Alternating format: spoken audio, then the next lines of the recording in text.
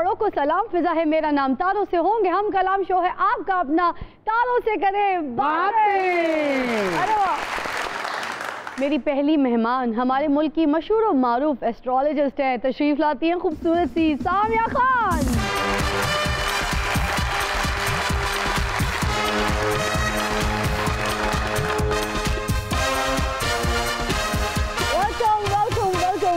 देखिए जी, ये होती है खूबसूरती, ये होता है स्टाइल।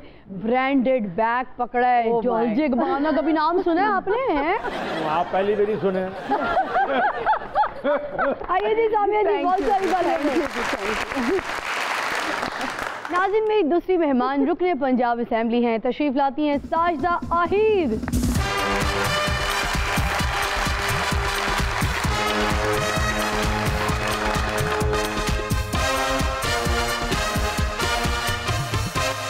ये गवर्नमेंट ऑफ पाकिस्तान की तरफ से कुछ SOPs हैं जिसकी तहत हमने आपस में मुलाकात की है। आप तो अपनी टिंड मिलाया करें किसी गंजे नाल। टिंड करवाओ ना, मिलाएं हम। मैं तुझसे मिलने के खातिर टिंड करवा लूं, इतनी लंबी एक्सटेंशन की गुत कटवा लूं। हाँ, ये बहुत सारी तालियों में हमारी प्यारी सी साजिदा आहिर जी। नाज़रीन, मेरे तीसरे और आखिरी मेहमान एक मशहूर गुलकार हैं। तशरीफ लाते हैं दानिश खिच्ची। क्या बात है दानिश खिच्ची साहब, आप बैठे तो सही, आपके कसूर बताते हैं हम। गिन के बताएंगे आपको, सुन के बताएंगे आपको। क्या गाना गाया आपने? क्यों दूर दूर रहंदे हो हजूर मेरे कोलों, तुसी ले जावो है लंगूर मेरे कोलों। क्यों दूर दूर रहंदे हो हजूर मेरे कोलों, ले जाओ है बसरे दी खजूर मेरे को। अच्छा सामिया जी, क्या हो रहा है आजकल लाइफ में, कहाँ बिजी है? जो माशाल्लाह आपका शो का नाम है तारों से करे बातें, यही एक काम आता है। क्या बात है। और इसी काम में जो है वो आपको याद होगा कि जब हम नए साल से आए थे वहां से लेके अब तक भी बस तारों से बातें हो रही है। माशाल्लाह माशाल्लाह माशाल्लाह। आपने ठीक कहा कि काम काम काम। बाबे अल्लाह ही इंजिया काम काम और नाकाम। जी मुझे याद है कि मतलब हमारी PTI का भी स्लोगन होता था कि इस मुल्क में अब सिर्फ काम होगा, लेकिन तकदीर को कुछ और मंजूर था कि कोविड के आने से सारा पहिया जैम हो गया। हाँ। मगर कोविड से पहले तो डॉलर 30 रुपए पे आ गया। कोविड से पहले तो आटा भी 2 रुपए किलो हो गया था। क्या तो मुफ्त मिलने लग गई। स्टोर पे कौन सी लाइन होती थी, ऐसे लगता था अच्छा मुफ्त बांटा जा रहा है। अच्छा ठीक है, कोई भी अच्छी औरत आ जाए ना प्रोग्राम ते बाबा उन्हें छिबियां दे दे के सस बन जाता। पेट्रोल की गल इंज करता जिवें दे घर V8 खलोता है। साइकिल ले गया पेट्रोल पंप ते कहंदा फुल कर दो। अजदा जी, कितने साल को आपको और चाहिए साबित करने के लिए कि आप लोग सही लोग हैं, फिट लोग हैं आवाम के लिए? जैसे पाकिस्तान हमें मिला है, इसी तरह घर में आपके पास चलाने के लिए कुछ नहीं है। अगर आप उसको दोबारा से उठाना चाहते हैं, घर में कुछ बेहतरी लाना चाहते हैं, तो उसके लिए भी आपको टाइम चाहिए। हर बंदा तंगा बाजी। देखो मैं अपनी जनानी नूं भेज ना, वो बेचारी मंग के लियांदी आ, फिजा अपने खामन नूं भेज दी आ, वो मंग के लियांदी। फिजा बेचारी साढ़े सारे वास्ते मंग के लियांदी। आप बताइए दानिश खिच्ची साहब, क्या मुश्किल सा नाम रख लिया। किसी ने आपकी बहुत खिंचाई की थी कभी? ये नाम नहीं, मेरी कास्ट है। अच्छा, कहाँ से हैं आप? मैं ओकाड़ा से। फिर ओकाड़ा से आपका ताल्लुक है तो सिंगिंग की तरफ कैसे आ गए? बस बचपन से ही था, और जो आर्टिस्ट होते हैं आपको पता है वो पैदाइशी तौर पे। मुझे पता होता उस पते पे ओकाड़ा में खत ना लिख देते। नहीं भाई, जरा खिंच के बोलो। इंशाल्लाह, क्यों नहीं। आवाज नहीं आ रही, तस्वीर ही आ रही है। जी साहब जरा ऊंचा बोलो। फिजा एक बुजुर्ग औरत है, उन्हें आवाज नहीं जानती डोरिया। क्या बोला? मुझे आवाज नहीं आई। क्या बोला? हे बुजुर्गा। नानू अम्मा, आपकी बात हो रही है। उनकी सेहत देखें और आप अपना शोर देखें, वो इतना बर्दाश्त कर लेंगे। ये असि तानू बर्दाश्त कर लिया तो वो भी कर लें। Good one. अच्छा दानिश साहब, अगर तुसी 3 गाने इकट्ठे गा लो तो ताड़े गले च वरम तो नहीं हो जाता? अल्हम्दुलिल्लाह, मैं लाइव 3 घंटे का कंसर्ट करता हूँ, शोज करता हूँ। हम लाइव सिंगर है जिसमें फोक गाने वाले। सीडी ते नहीं गाते, डॉक्टर ने मना किया, नाड़ ते नाड़ चढ़ जाती है। जी साहब नूं गाने तो बाद वेला नहीं हुंदियां। क्यों? दर्दां हुंदियां। इन्हां नूं गाने तो बाद इनाम नहीं हुंदा। फिर कोई ड्रिप लवा दिंदा, कोई खांसी दा सिरप ला दिंदा। दानिश भाई माशाल्लाह, बाकी ਇਨਸਾਨਾਂ ਦੇ ਜਿਸਮਾਂ 'ਚ ਦਿਲ ਹੁੰਦਾ, ਫਿਫਰੇ ਹੁੰਦੇ ਆ, ਹਾਂ। ਪਿੱਤਾ ਹੁੰਦਾ, ਹਾਂ। ਇਹਨਾਂ ਦੇ ਅੰਦਰ ਧਾਗੇ ਦੀ ਕਢਾਈ ਹੋਈ ਹੋਈ ਆ। यार दानिश भाई एक घंटे च कितना अमरूद टुक लेंदे हो? अच्छा सामिया जी से ज़रा पूछते हैं, आजकल तो हुकूमत में बहुत ज़्यादा हंगामा बरपा है, हालात आपको क्या नज़र आ रहे हैं, क्या कहती हैं आप? जनवरी तक कोई बड़ी मूवमेंट नज़र आती है? इस साल तो क्योंकि बहुत रैपिड चेंजेस का साल था, ये तो आप गवाह हैं जो मैंने कहा था, और इन लोगों ने मेरी बात का मजाक भी उड़ाया था जब मैंने कहा था कि 19 दिसंबर 2020 तक कोई अच्छी उम्मीद ना रखें। मैंने बल्कि कई पेशगोइयों में आपके शो का हवाला दिया है, फिजा अली का नाम लेके, कि मैंने उनके प्रोग्राम में जब कहा तो मेरा रिकॉर्ड लगा इस बात के, फिर तो 10 दिन च असीं की करांगे जेड़े ਸਾਡਾ ਬਾਬਾ ਵੀ ਕਿਸਮਤ ਦਾ ਹਾਲ ਦੱਸਦਾ ਸੀ। ਬਈ ਇੱਕ ਦਿਨ ਚੌਂਕ 'ਚ ਬੈਠਾ ਸੀ, ਇੱਕ ਬੰਦੇ ਨੇ ਆ ਕੇ ਜੁੱਤੀਆਂ ਮਾਰਨੀਆਂ ਸ਼ੁਰੂ ਕਰਤੀਆਂ। ਕਹਿੰਦਾ ਕੀ ਕਰਨ ਡਿਆ? ਕਹਿੰਦਾ ਤੈਨੂੰ ਤੇਰਾ ਇਲਮ ਨਹੀਂ ਦੱਸ ਰਿਹਾ ਜੀ ਅੱਜ ਤੈਨੂੰ ਪੈਣੀਆਂ। मैं बहुत बड़ा नजूमी हूँ और कामयाब नजूमी हूँ। मैंने 1 साल पहले कहा था कि चाचा एक दिन खोता बनेगा, बना है कि नहीं बना? ए बाबा बड़ा पहुंचे अजे, ऐसे करके आधा घंटा शो च लेट पहुंचता है रोज। हर जगह पहुंचिया पर अपने घर कभी टाइम पे नहीं पहुंचिया। मैं आपकी ये बात नहीं मानती, अगर ये घर ना पहुंचते तो इनका सर का ये हाल होता।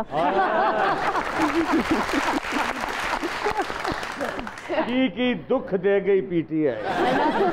और पीटीआई ने हमेशा लोगों दी कमजोरियां दा मजाक उड़ाया है। देखो चंगे भले सन मियां नवाज शरीफ साहब, इन्हों ने उन्हें साइको कर दिता। 2 साल तो इको गल कही जा रहे हैं, वोट को इज्जत दो, मुझे क्यों निकाला, मुझे क्यों निकाला, वोट को इज्जत दो, वोट को इज्जत दो, मैंने क्यों निकाला, मुझे क्यों निकाला।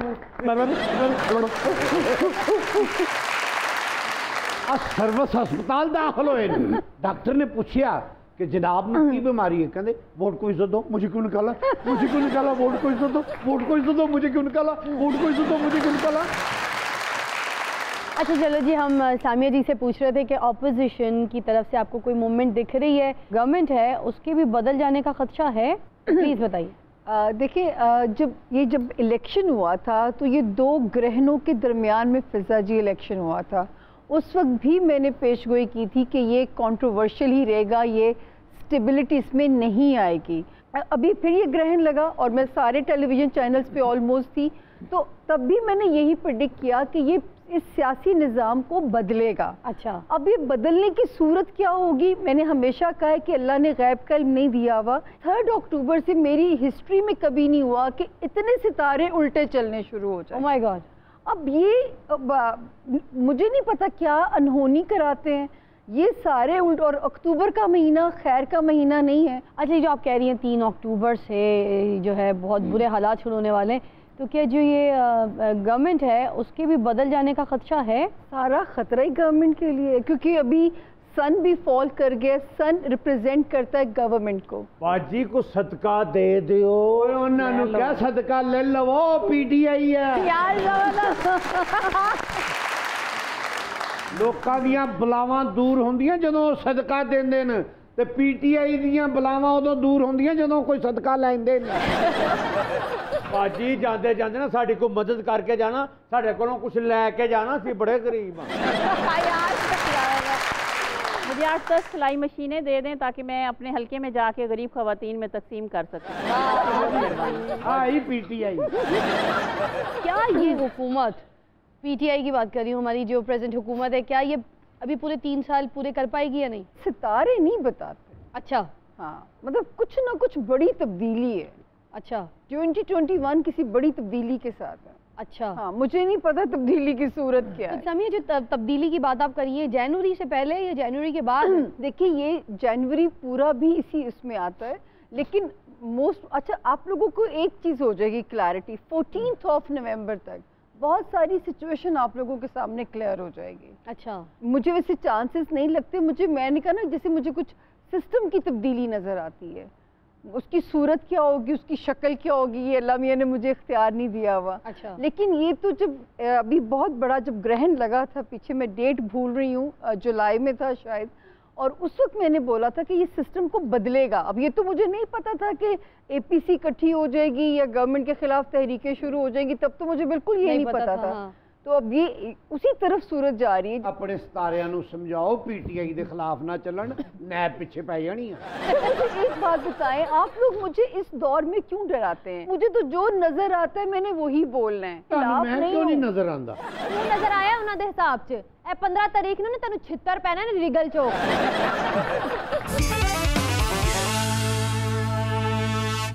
वेलकम बैक, यू वाचिंग तारों से करे बातें।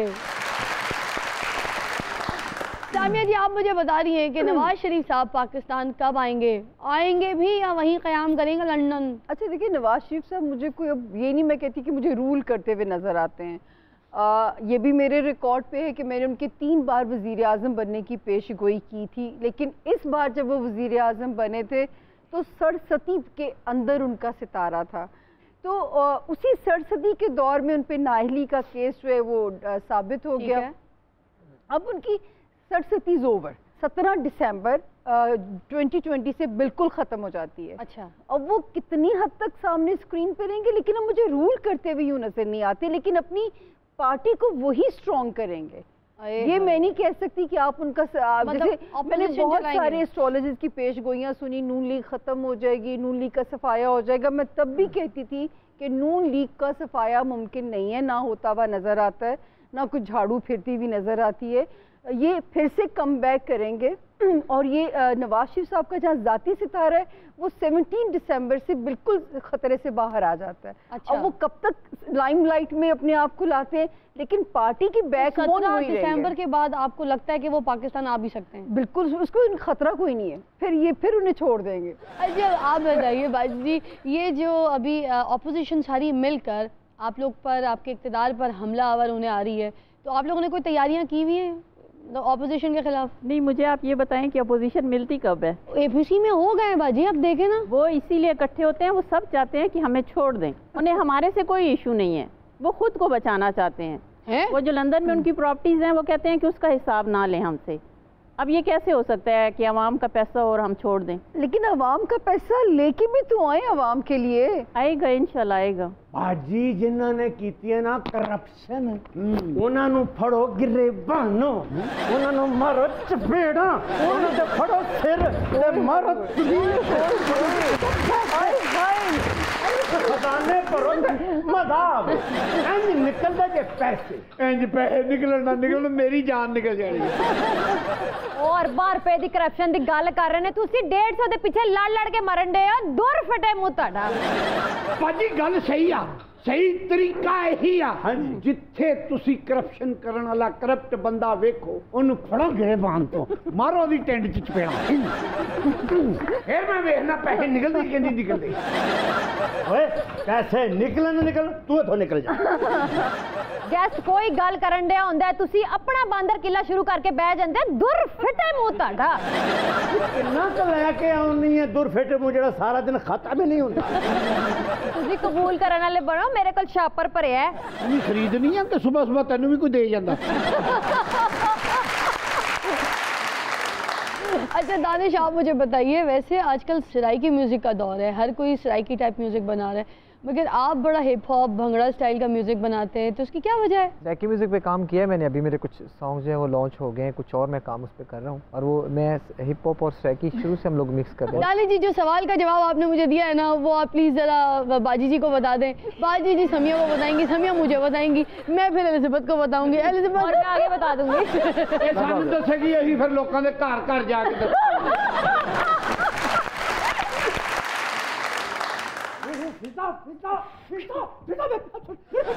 तुमने भी बड़े बड़े सिंगर लगवाए हैं जिंदगी में, आज जो मैं सिंगर लेके आऊं, आज पता लगेगा सिंगर होता क्या है।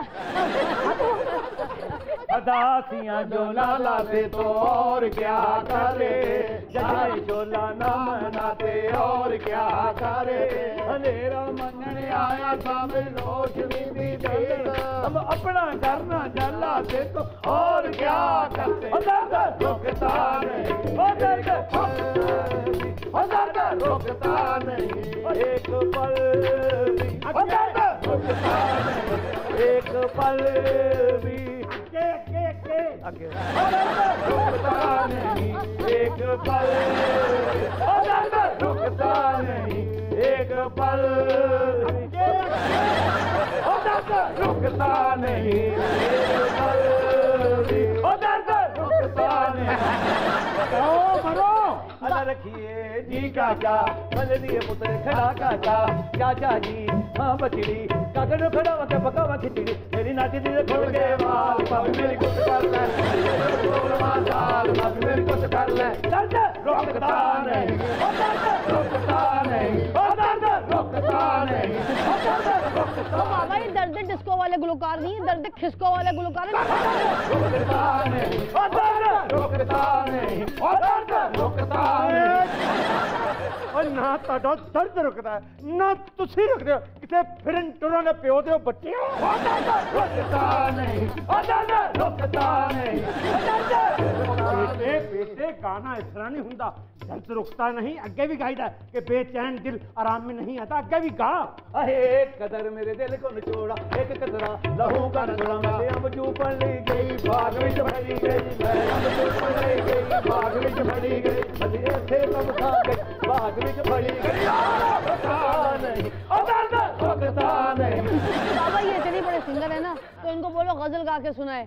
चुपके रात दिन आंसू बहाना याद है। गजल साढ़े तो दूर है, चलो साजी। चुपके रात बहाना याद है, चुपके रात दिन आंसू बहाना याद है, आदमी का वो बहाना याद है। रुकता नहीं, रुकता नहीं, रुकता नहीं, मेरे को काबू नहीं होता, हमला।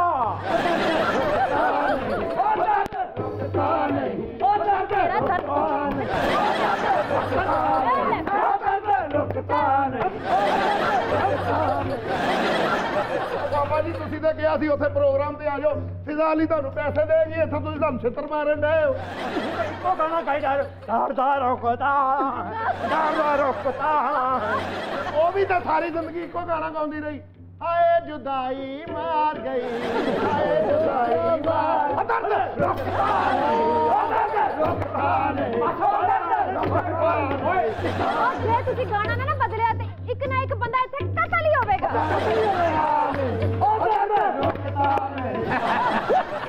चल बात सुनो मेरी, इतनी देर से मार खा रहे हो, क्या तुमको दुखता नहीं? रुकता नहीं, दर्द रुकता नहीं, दर्द रुकता नहीं, सानू क्यों मार रहे हो जनाब, असी ते मस्कीन फनकार है। ताड़ियां दर्दां क्यों नहीं मुकदियां? दरअसल गल ये वे कि ਅਸੀਂ प्रोग्राम ते जा रहे सा, साडी बस उलट गई, ਉਹਦੀ वजह ਨਾਲ ਸਾਨੂੰ ਦਰਦਾਂ ਲੱਗੀਆਂ। अब बाबा कहाँ से ये नफसियाती मरीज उठा के ले आए जो थकता नहीं है?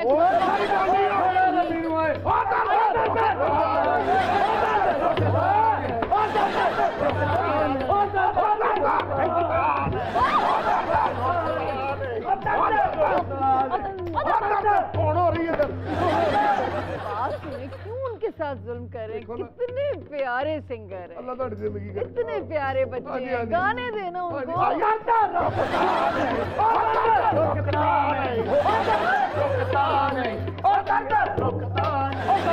परीक्षा सुन के दर्द रुकता नहीं, कदों दी पीटीआई आई है, दर्द रुकता नहीं, रुकता नहीं,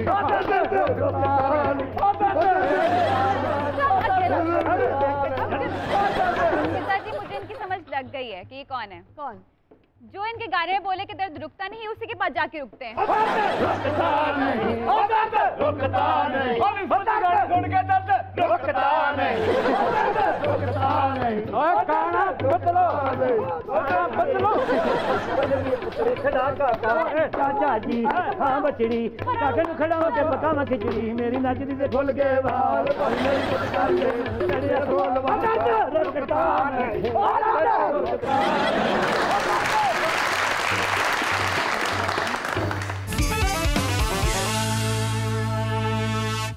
Welcome back. You're watching तारों से करे बातें।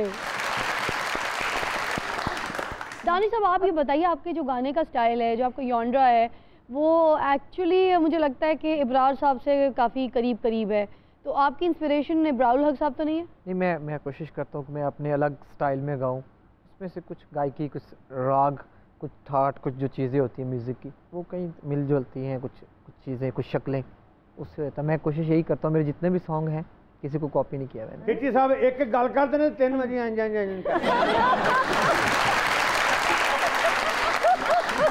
खिची साहब गाने 'ਚ ਵੀ ਹਿਲਦੇ ਰਹਿੰਦੇ ਨੇ। ਕਿਉਂ? ਲੋਕੀ ਸਮਝਦੇ ਨੇ ਕਿ ਰਿਦਮ 'ਚ ਡਾਂਸ ਕਰ ਰਹੇ ਨੇ, ਇੰਨਾ ਨਹੀਂ ਪਤਾ ਕਮਜ਼ੋਰੀ ਦੀ ਵਜ੍ਹਾ ਤੋਂ ਹਿਲਣ ਦੇ ਨੇ। ਅੱਛਾ ਗੱਲ ਕਰਨ ਤੋਂ ਬਾਅਦ ਇੰਜ ਕਰਦੇ ਲੱਗਦਾ ਇਹਨਾਂ ਨੂੰ ਮੌਕਲ ਤੰਗ ਕਰਦੇ ਇਹਨਾਂ या खिची साहब नहा के तौलिया नहीं इस्तेमाल करते, इंज करके खुश्क हो जाते। लो जी मैं खिची साहब नूं पछाण लिया जे। ਇਹੋ जी चीज लोग सुइयां मार के कब्रिस्तान नप के आउंदे। मुझे माफ कर दो। इंज क्यों माफी मांगा तुसीं? वो क्या कर रहे हो?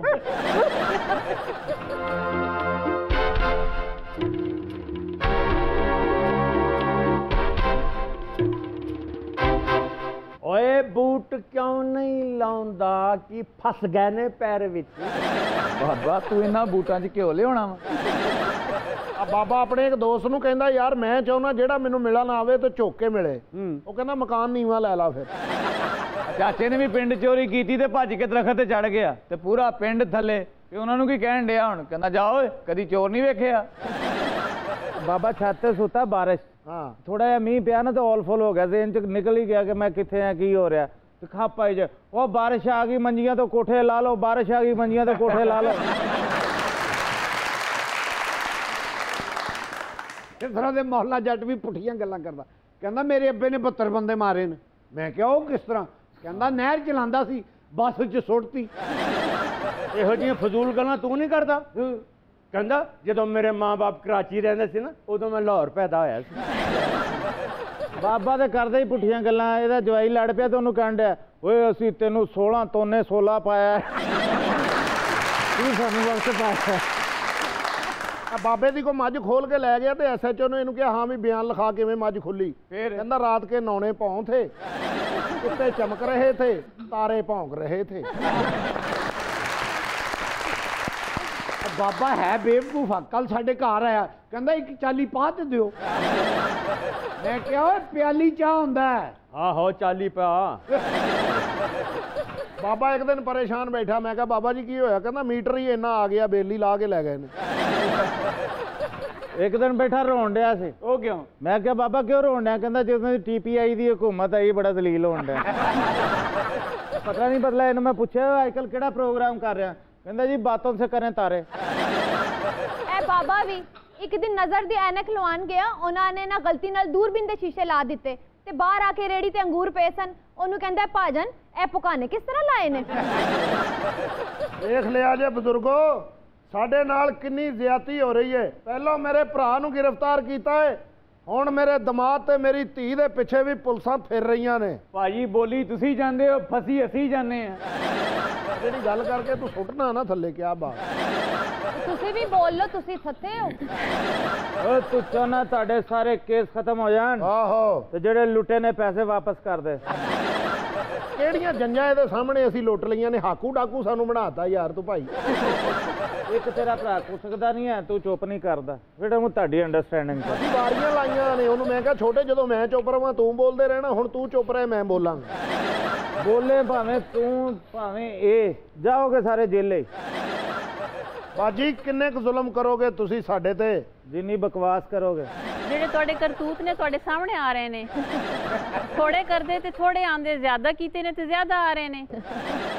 बाजी टेलीविजन पे आन के कहते हैं आज आपको हम बिरयानी बनाना सिखाएंगे। सबसे पहले हमने ऑयल डाला, फिर हमने प्याज डाला, फिर मसाले डाले। नाजरीन ये तो जल गया। बाजी एक गल अपने लीडरां नूं दस दिओ, जे साडे केस खत्म ना होए तो जनवरी दे विच असीं आ रहे हैं इस्लामाबाद। आ जाएं जी, मोस्ट वेलकम। ये क्यों कह रहे हैं मोस्ट वेलकम? ये पीटीआई इन्होंने किहड़ा तुहानूं कुछ खवाउणा पिआउणा? जाओगे भी अपना किराया ला के, वापस भी अपना किराया ला के आओगे। उन्होंने कहदा पा रहा आउंदे जांदे रहो। बिल्कुल टेंशन तो उन्होंने हुंदी जिन्हें कोई देगां पकवाउणियां, कोई खिदमत करनी, कोई रोटी, कोई चाह। ये तो सगे रिश्तेदारां नूं कुछ नहीं खवाउंदे पे हुंदे। पीटीआई दा तो वो हिसाब है, आए हो की लैके आए हो, जाओगे तो की दे के जाओगे। ओ बाजी 1000 2 ਦੀ ਤੇ ਕਰਪਸ਼ਨ ਕਰ ਲਿਆ ਕਰੋ, ਬੰਦਾ आएगा ਨੂੰ रोटी ਤੇ ਖਵਾ सके। थोड़े से स्टार्ट करेंगे तो फिर वो आदत हो जाती है ना, फिर ज्यादा करने लग जाएंगे, इसलिए हमने थोड़ी भी नहीं करनी जी है। ਅਸੀਂ ਕਰਪਸ਼ਨ ਕੀਤੀ ਨਾ, ਤੁਹਾਡੇ ਜਹਾਂਗੀਰ ਤਰੀਨ ਸਾਹਿਬ ਜਿਹੜੇ ਨੇ ਜ਼ਗੂਟਾ ਜਿੰਨ ਬਣ ਕੇ ਕਿਉਂ ਗਾਇਬ ਹੋਏ ਨੇ ਫਿਰ? ਓਏ ਉਹ ਵੀ ਇਲਾਜ ਕਰਾਉਣ ਗਏ ਨੇ। ਇਹਨਾਂ ਸਾਰਿਆਂ ਦਾ ਇਲਾਜ ਹੋਣ ਵਾਲਾ ਸੀ ਤੇ ਮੈਂ ਜਨਵਰੀ ਤੱਕ ਕਰ ਦੇਣਾ ਹੀ।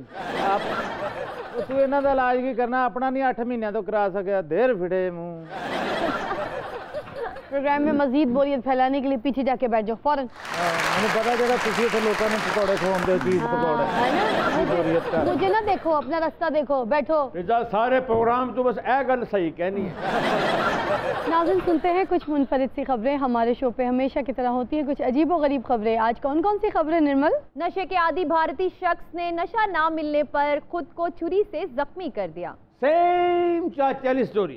चाचा भी लोगों को पैसे मंग मंग के नशा करता है, तो जिस दिन नशा ना मिले फिर छुरियां मारता है।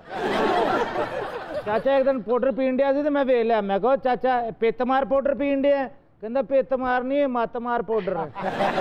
ਚਾਚਾ ਨਸ਼ਾ ਕਦੀ ਨਹੀਂ ਛੱਡ ਸਕਦਾ, ਇਹਨੂੰ ਇੱਕ ਨਸ਼ੇ ਤੋਂ ਮਨਾ ਕਰੋ ਦੂਸਰਾ ਕਰਨਾ ਸ਼ੁਰੂ ਕਰ ਦਿੰਦਾ। ਮੈਂ ਕੱਲ ਇਹਨੂੰ ਮਨਾ ਕੀਤਾ, ਮੈਂ ਕਿਹਾ ਚਾਚਾ ਪਾਊਡਰ ਨਾ ਪੀਆ ਕਰ, ਇਹਨੇ ਕਰੀਮਾਂ ਪੀਣੀਆਂ ਸ਼ੁਰੂ ਕਰਤੀਆਂ। ਚਾਚਾ ਇੱਕ ਦਿਨ ਮੈਨੂੰ ਕਹਿੰਦਾ ਮੈਨੂੰ ਜਹਾਜ਼ ਨਹੀਂ ਬੈਰੀ ਜਹਾਜ਼ ਕਿਹਾ ਕਰ। ਮੈਂ ਕਿਹਾ ਕਿਉਂ? ਕਹਿੰਦਾ ਅੱਜ ਕੱਲ ਪਾਊਡਰ ਛੱਡ ਕੇ ਮੈਂ ਭੰਗ ਸ਼ੁਰੂ ਕੀਤੀ ਹੈ। आगे चलिए। बरतानिया में जानबूझकर खांसना जुर्म करार दे दिया गया। सेम चाचा दे घर की स्टोरी। चाची ने शर्त लाई है, चाचा एक बारी खंगेगा 10 छितर पैणगे। ਇਹ ਜਦੋਂ ਕਰੋਨਾ ਸੀ ਨਾ, ਬਾਬੇ ਨੇ ਇੱਕ ਬੰਦੇ ਦਾ 50,000 ਦੇਣਾ ਸੀ, ਉਹ ਬਾਬੇ ਦੇ ਘਰ ਲੈਣ ਆ ਗਿਆ। ਦਰਵਾਜ਼ਾ ਖੜਕਾਇਆ ਬਾਬੇ ਦਾ, ਬਾਬਾ ਬਾਹਰ ਆਇਆ, ਕਹਿੰਦਾ 50,000 ਦੇ। ਬਾਬਾ ਕਰਦਾ ਉਹ ਦੌੜ ਗਿਆ। बाबा मैंने एक दिन कहता है मैं अपने इलाके च किसी को खंघण भी नहीं देंदा। मैं कहा वो किस तरह? कहता मैं खंघ दी दवाई जो बेचना। झूठ बोलदा, बाबे दे घर को फौतगी हो गई, लोकी कहंदे ना पड़ी जाओ तो लंघी जाओ, ए कहंदा खंघी जाओ तो लंघी जाओ। बाबा घर से ना खंघदा होने ते बच्चों ने मैनू इजी लेना शुरू करता। मैं एक दिन इहदे घर गया तो खंघी जावे, मैं इहदे बच्चे नूं क्या उठ के पानी पिया, तेरे प्यो नूं खंघ लगी? कहंदा खंघ नहीं लगी, हर अद्धे घंटे बाद इंज वाइब्रेशन ते लग जांदा। और क्या खबर है? अमरीकी खातून ने 10 घंटे तक दरख्त को गले लगाकर रिकॉर्ड बना दिया। सेम चाचे वाली हरकतां के चाचे नूं महल्ले तो कोई मुंह लाउंदा नहीं, फिर दरख्तां नाल जाके गिले शिकवे करदा रहिंदा। आ बोर्ड वेखा मैं महल्ले च किड्डा जलील होने ते भैन तरेक तू भी वेखण डई ना, तेरे सामने मेरा ब्याह होया सी, वेख अज किन्ना जलील होण डिया। बाजी निम तू भी याद रखी फिर। ਚਾਚੇ ਨੂੰ ਜਦੋਂ ਰੋਣਾ ਆਉਂਦਾ ਨਾ, ਕੋਈ ਬੰਦਾ ਤੇ ਮਹੱਲੇ 'ਚ ਹੈ ਨਹੀਂ ਜਿਹੜਾ ਇਹਨੂੰ ਗਲੇ ਲਾ ਕੇ ਰੋਵੇ, ਤੇ ਚਾਚਾ ਫਿਰ ਦਰਖਤਾਂ ਨੂੰ ਫੜ ਫੜ ਕੇ ਰੋਂਦਾ, ਫੁੱਫੀ ਬੇਰੀ ਵੇਖ ਲਾ ਮੇਰੇ ਨਾਲ ਕੀ ਹੋ ਰਿਹਾ, ਬੇਰ ਤੈਨੂੰ ਲੱਗੇ ਨੇ ਵੱਡੇ ਲੋਕ ਮੈਨੂੰ ਮਾਰ ਦਿੰਦਾ। ਚਾਚਾ ਇੱਕ ਦਿਨ ਜਾਣ ਡਿਆ ਤੇ ਹਵਾ ਚੱਲਣ ਦੀ, ਹਲਕੀ ਹਲਕੀਆਂ ਟਾਹਣੀਆਂ ਇੰਜ ਇੰਜ ਹੋਣ ਡੀਆਂ। ਮੈਂ ਕਿਹਾ ਚਾਚਾ ਇਹ ਕੀ ਹੋ ਰਿਹਾ? ਕਹਿੰਦਾ ਮੈਨੂੰ ਲਾਂਤਾਂ ਪਾ ਰਹੀਆਂ ਨੇ। आगे बढ़िए। बारात में तेज आवाज गानों ने भारतीय दूल्हे की जान ले ली। ए मौला जट वाला साहब है। क्या मतलब? ਇਹਦੀ ਸ਼ਾਦੀ ਤੇ ਵੀ ਬਾਜੇ ਵੱਜੇ ਤੇ ਨੱਸ ਗਿਆ। ਤੇ ਨਸਿਆ ਕਿਉਂ? ਇਹਦੇ ਸਸੁਰਾਲ ਵਾਲਿਆਂ ਨੇ ਜਿਹੜੇ ਬੈਂਡ ਨਾਲ ਇਹਨਾਂ ਦੀ ਲੱਗਦੀ ਸੀ ਨਾ, ਉਹਨੂੰ ਬੁਲਾ ਲਿਆ। ਔਰ ਮੇਰਾ ਸਸੁਰਾਲ ਹੀ ਦੱਸ ਰਿਹਾ ਜੀ। ਮੈਂ ਮੌਲੇ ਜਾਣ ਨੂੰ ਪੁੱਛਿਆ, ਮੈਂ ਕਿਹਾ ਤੂੰ ਬਰਾਤ ਛੱਡ ਕੇ ਨੱਸ ਗਿਆ ਬੈਂਡ ਵਾਲਿਆਂ ਦੀ ਵਜ੍ਹਾ ਤੋਂ? ਕਹਿੰਦਾ ਯਾਰ ਦੱਸੋ, ਜਦੋਂ ਆਪਣੇ ਵਿਆਹ ਤੇ ਮੈਨੂੰ ਇਹਨਾਂ ਨੇ ਨਹੀਂ ਵਜਾਉਣ ਦੇਣਾ ਤੇ ਕਿਸੇ ਦੇ ਵਿਆਹ ਤੇ ਮੈਂ ਕਿਵੇਂ ਵਜਾਵਾਂ? ਇਹ ਸਾਡਾ ਚਾਚਾ ਵੀ ਬਰਾਤ ਤੋਂ ਨੱਸ ਗਿਆ ਸੀ। म्यूजिक ਦਾ ਸ਼ੋਰ ਸੁਣ ਕੇ? ਨਹੀਂ ਨਹੀਂ, ਚਾਚੀ ਦਾ ਮੂੰਹ ਵੇਖ ਕੇ। पहले दिन तो चाचा नस गया था ना चाची का मुंह देखकर, दूसरे दिन चाची भाग गई थी म्यूजिक का शोर सुनकर। नहीं, चाचे का मुंह देखकर। ਮੈਂ ਪੁੱਛਿਆ ਚਾਚੀ ਨੂੰ, ਮੈਂ ਕਿਹਾ ਹੈ ਚਾਚੀ ਤੂੰ ਕਿਉਂ ਨੱਸ ਗਈ ਸੀ ਚਾਚੇ ਦਾ ਮੂੰਹ ਦੇਖ ਕੇ? ਉਹ ਕਹਿੰਦੀ ਮੈਂ ਇਹਨਾਂ ਦਾ ਮੂੰਹ ਵੇਖ ਕੇ ਨਹੀਂ ਸੀ ਨੱਸੀ, ਮੈਂ ਇਹਨਾਂ ਦੇ ਘਰ ਦੇ ਹਾਲਾਤ ਵੇਖ ਕੇ ਨੱਸੀ ਸੀ। ਕਹਿੰਦੀ ਇਹਨਾਂ ਦਾ ਬੇੜਾ ਤਰ ਜਾ, ਵਲੀਮੇ ਵਾਲੇ ਦਿਨ ਵੀ ਮਟਰਾਂ ਵਾਲੇ ਚਾਵਲ ਬਣਾਏ ਸੀ। ਕਹਿੰਦੀ ਦੇਗਾਂ 'ਚ ਨਹੀਂ ਬਣਾਏ, ਛੋਟੀ ਜਿਹੀ ਪਤੀਲੀ ਦੇ ਵਿੱਚ ਕਹਿੰਦੇ ਕਿਲੋ ਚਾਵਲ ਬਣਾਏ ਨੇ ਤੇ 2300 ਬੰਦੇ ਨੂੰ ਦਾਵਤ ਕੀਤੀ ਸੀ।